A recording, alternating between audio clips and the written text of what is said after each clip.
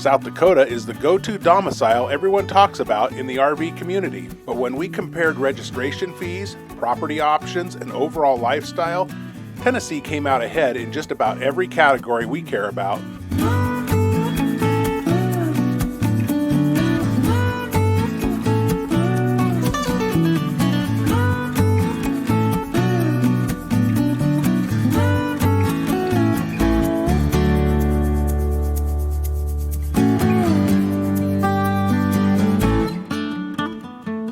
Welcome back to the Wild Blue Wanderers. I'm Ashley. And I'm Scott. And he's driving, so I thought I'd get us started today. Perfect.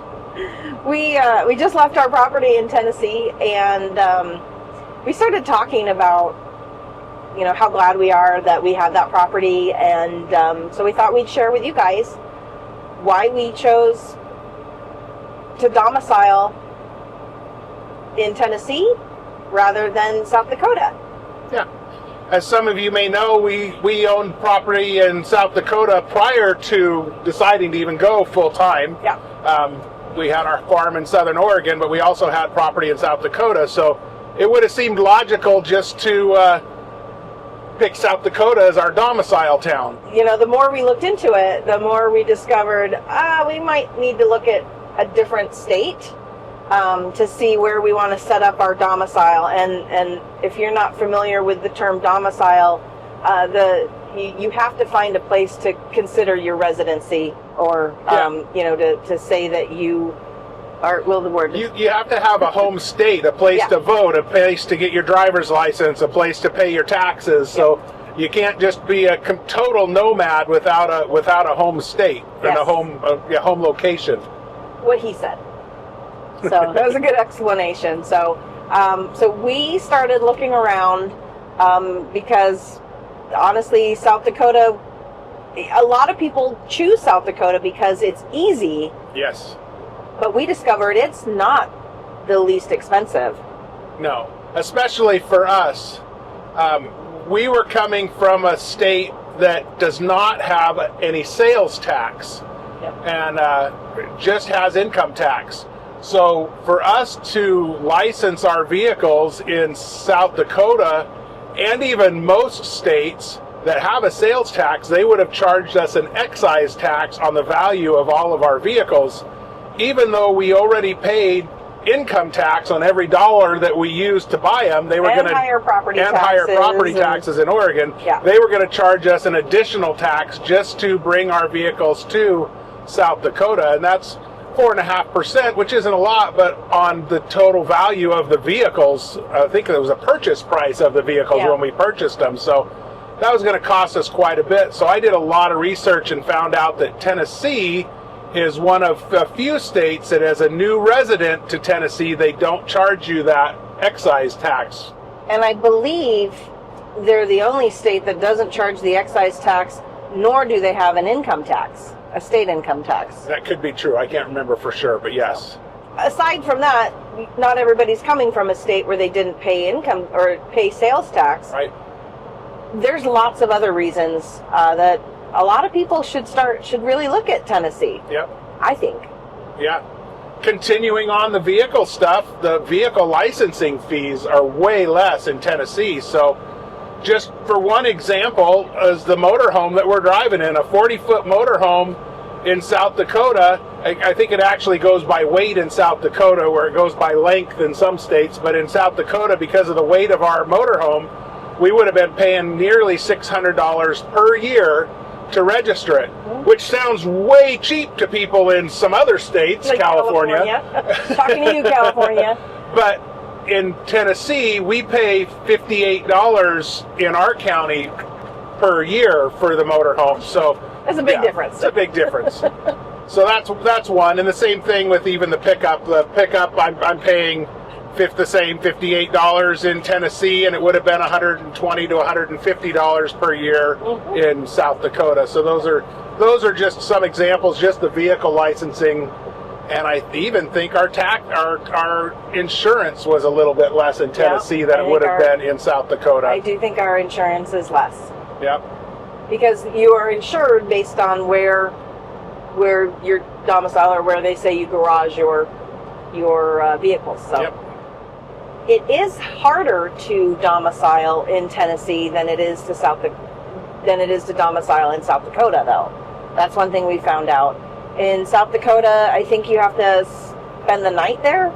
Yeah, I think that's correct. You can spend the night in an RV park if you got a receipt. That'll Right. say you stayed there. And then, and if that's changed, let us know in the comments, because I'm not exactly up to date, but that historically that's been why a lot of people choose South Dakota. You go there, you camp for a night or two, and you can register as a resident there. Yep. In Tennessee, you have to show that you intend to live there, and you intend to come back there as your home. So they want you to either own property or have some kind of a lease agreement or rental agreement in place. Yes.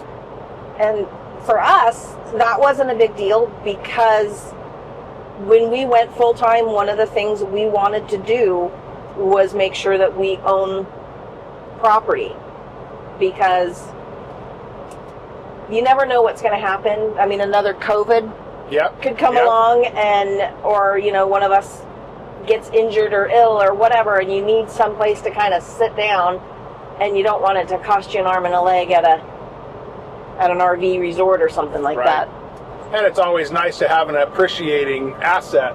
Yeah, because no matter how nice of an RV you have, every RV is a depreciating asset. And sure. for the most part, we were both in real estate before we went full time, and I'm a big proponent of investing in real estate, whether it has a house on it or not. Yep. They're not making more dirt. Nope. So in South Dakota, we own a 1/4 acre lot in the city limits of Sturgis, and it's got a house on it, and we've getting it set up to be an Airbnb, and it's hard to have somebody manage it all the time, but there's always something to work on. It's a early 1900s house, and you got water lines, you got roof that needs to be done, new siding that needs to be done, so there's always something that you have to take care of. And being in the city limits, they actually require that during the winter that the sidewalk out front has to be shoveled if there's a certain amount of snow. And then we also want to keep it groomed, so we have people come and mow the lawn. Yep, during and that's the a summer. requirement in the summertime, is that the lawn has to be kept mowed. So The front lawn has to be mowed, so we figured, well, if they're going to pay them to show up, we might as well have them mow the whole thing. Right. But that's an added expense, and then also an added headache that you have to see, like, oh, did they show up, or are they showing up too much? Like, it snowed 1/4 of an inch, and they're charging us to come and shovel it when it'll melt by the afternoon. So yeah, just owning a house there's a lot of upkeep, a lot of maintenance, and a lot of stuff. And even though we've got somebody taking care of it and we're set up to rent stuff out, it's still just a headache, an extra headache. So, that was one thing. We didn't necessarily want a house in Tennessee. We actually looked at housing in Tennessee, and we actually put an offer on one, and luckily it fell through. I think at this point. Yeah, thank goodness for unanswered prayers, right? Right. So we decided that we were just going to buy property in Tennessee. And when we found our property, we did see that it at one time had a mobile home on it, and so they didn't advertise that it had any utilities, but to us, we were like, wait a minute, if it had a mobile home, there's a good chance that it had water, power, and sewer. Right.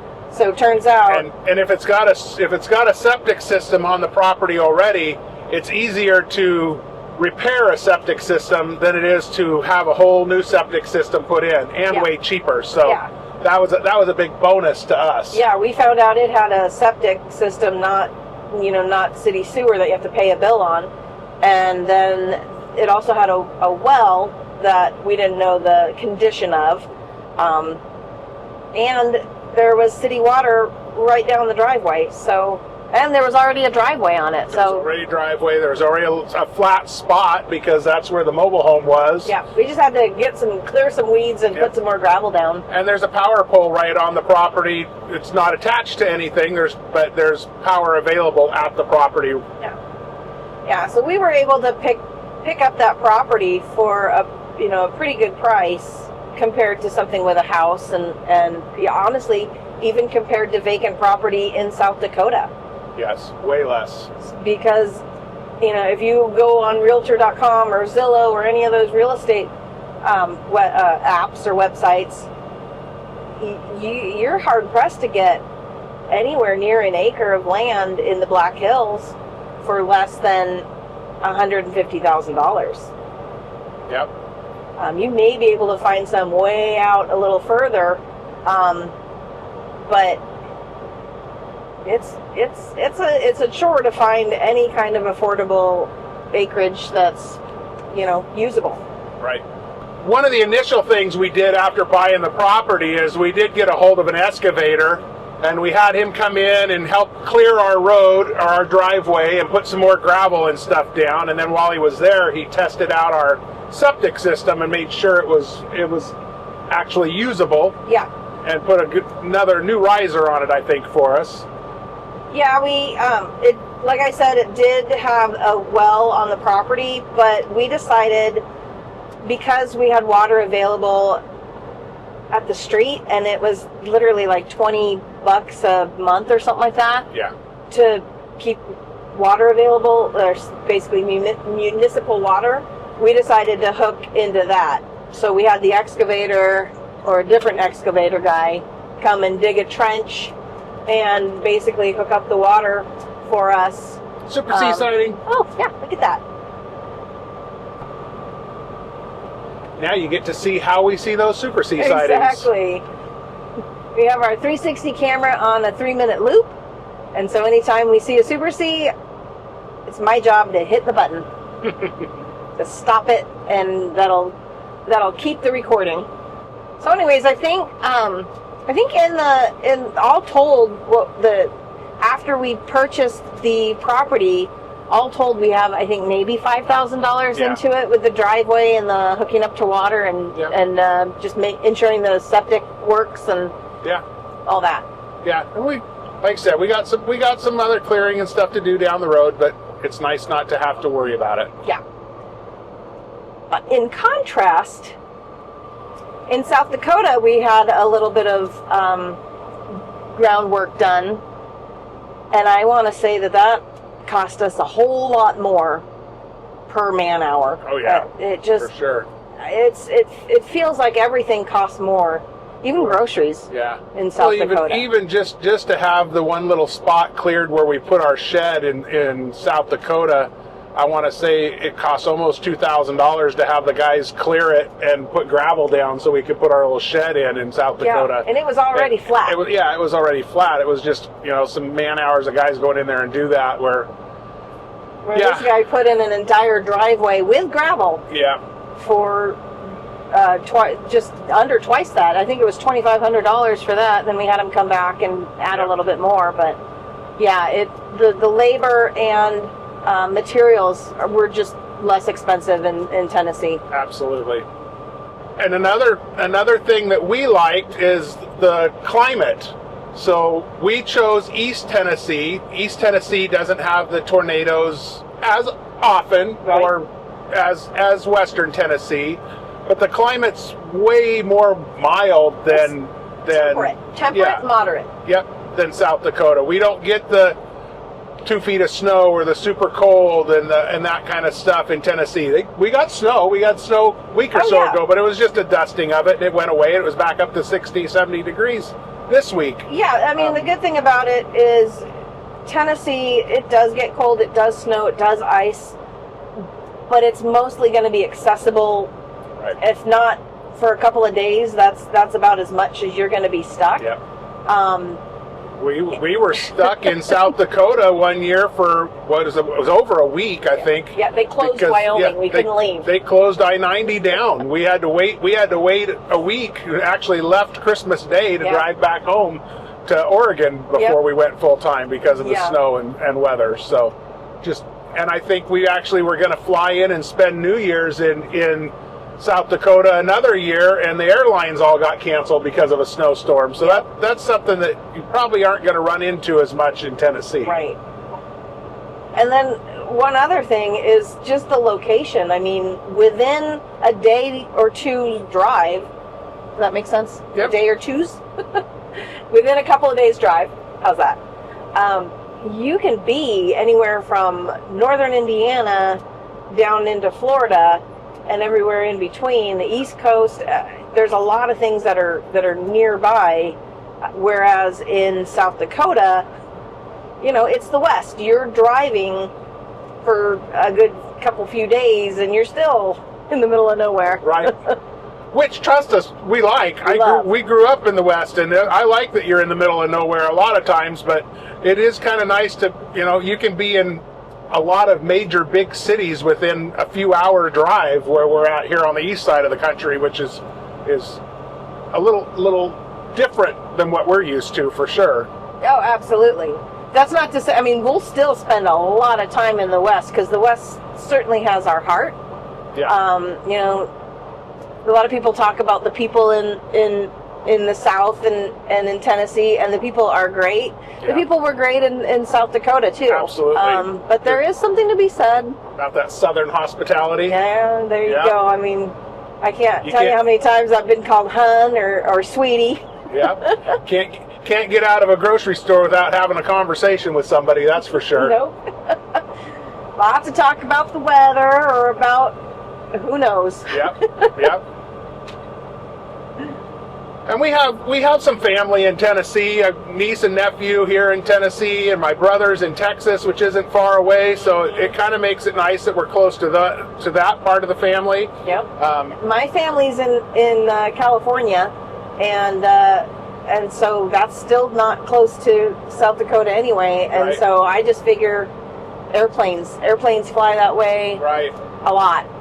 Yeah, and that's a whole different world when you start talking about the vehicle expenses and property taxes and everything of California. So that's not even remotely on our radar. No, my not to diss California, but my family knows that we will be happy to visit occasionally. If we want to meet somewhere else, that's even better. But we won't be living there or domiciling there. I don't like to say ever, but I think in that case I can say never, ever. Yeah. I think I can pretty much guarantee that in my mind, but things happen. Yeah. So as we mentioned, there's no income tax in Tennessee. State income tax. No state income tax in Tennessee. Still gotta correct. pay federal. Yep. And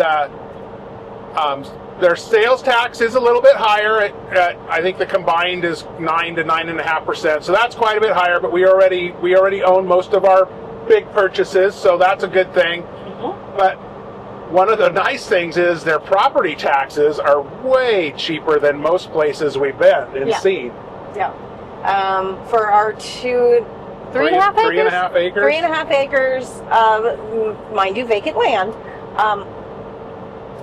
We paid, I think, $36 for the year. Yeah. I think I might have been $38, but we got a discount because we paid it all at the same time. Right. Yeah. And even we have a neighbor who does have a house on his property. It's 5 acres, and I want to say his was only $300 or $400 or something. Yeah, like $350 or so, something like that. So pretty reasonable property taxes. Of course, that's going to depend on what county you're in and that. So make sure you do your research. Yes. But we're pretty happy. We bought property in Scott County, and we did do a full video as why we chose Tennessee. Yep. So you'll be able to check that video out. Check that video out. It was a year ago, so we're kind of following up on that. You know, we're still super happy that we chose Tennessee a year later. Yep. And as you'll see in that video, we when we bought the property, there was quite a bit of debris on the property. And I'll be honest with you, we haven't done anything to it. It's still there. But that's the beauty of it, is it'll still be there, and we'll be able to clean it up as we go, but it doesn't tie us down. We have cleaned some of it off. We've started piling stuff together, and we've moved stuff around. We moved piles. Yeah, we moved piles. But it's getting there. But, you know, we have I don't want to say dreams. We have plans for the future on things that we want to do to the property. But we also don't want the property to control us. We Nope. want to enjoy our lifestyle while we have this opportunity to travel and to be free to do this. And the property there doesn't take any maintenance, so it gives us that opportunity. Yep. When we show up, I'll run we kept our old tractor. I'll run the tractor around a little bit to knock some of the brush down, but really it doesn't grow all that crazy. We do plan on doing some building in the future. We put a little shed kind of thing up, maybe turn it into a casita type thing with a bathroom and kitchenette or a something. bathroom, washer dryer, like full size washer dryer. That would be kind of my dream. And then maybe like a stove with an actual oven. Right. But that's, down the road. For now, we might just put a shed in and use it as a shed and put power on. Right. And that's the other nice thing about Tennessee compared to South Dakota, is at least in Scott County, building permits aren't required for everything that you do. Yeah. Tennessee, and a lot of Tennessee, county by county, the rules change, but in Scott County, you don't have to have a building permit for everything. You're not having to pay huge permit fees and that kind of stuff. Where in South Dakota, when we wanted to put a shed on the property, we had to have a permit for this and a permit for that, and pay it an had extra. To be a certain size because Yes. it's in the city limits. It had to be, A lot of restrictions, whatever. a lot of requirements. In Tennessee, basically, you can do what you want. Now, again, that's county by county. Some counties are going to require some of that stuff, others aren't. But yeah, we'll need a permit for the power, but that's just to get it. For your initial septic and for the initial power, you have to have a permit. But after that, it's pretty much, do what you need to do. Yep, for our county. Yep. And so that's our plans down the road. And then also, we'd like to probably put like some kind of a storage container, like a Connex box, or maybe even one of those pre-made garages. The nice thing is, because the weather is so temperate, that we don't have to necessarily worry about big heavy snow loads or 80 mile an hour winds. I mean, we get breezes and winds, but it's not, unless it's a tornado, but then that's kind of, all bets are off. Yeah, we more got to worry about the bugs getting into whatever we have. Bugs and moisture. Yep, So bugs and moisture. Those are going to be the other concerns. And then eventually, the way the property is laid out, we want to probably expand the driveway a little bit and maybe even put in a second or even more than that RV spots. So if we have friends or, Yeah, we could eventually maybe do something where we could allow other people to come hang out. I mean, we're not in the heart of tourist area. We're kind of out in the sticks in the middle of nowhere, but it's one of those things that we could do that if we need to. Yeah. There's brake lights a mile up the road, so Ashley's grabbing the handle. I did grab the handle, because in my mind I'm like, I hope he sees him, but I didn't say anything. But it's okay.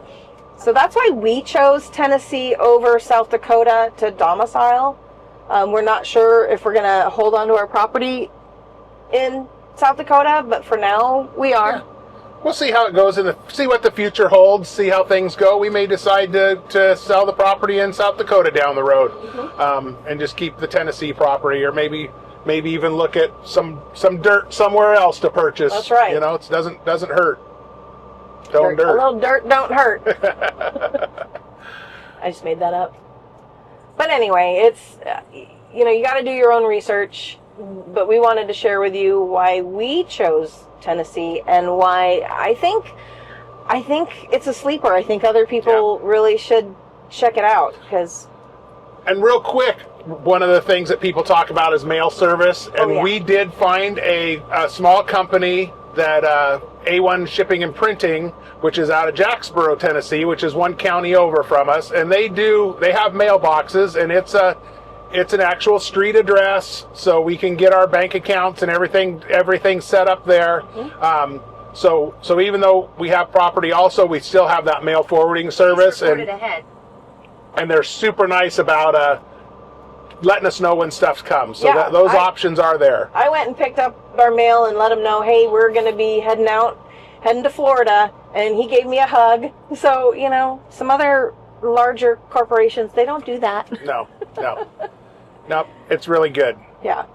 So anyway, that's just a very good bonus. So it's good to know that it is available, and you don't have to go there. But just looking at some of those, The UPS privately store, owned. and even the UPS stores, some of those do that also. I know that somebody else told us they use a UPS store in Knoxville or something and have it set up with an actual street address too. So there's other options. So, I know that escapees and that, which a lot of people use, are only in Texas and South Dakota and Florida, or were.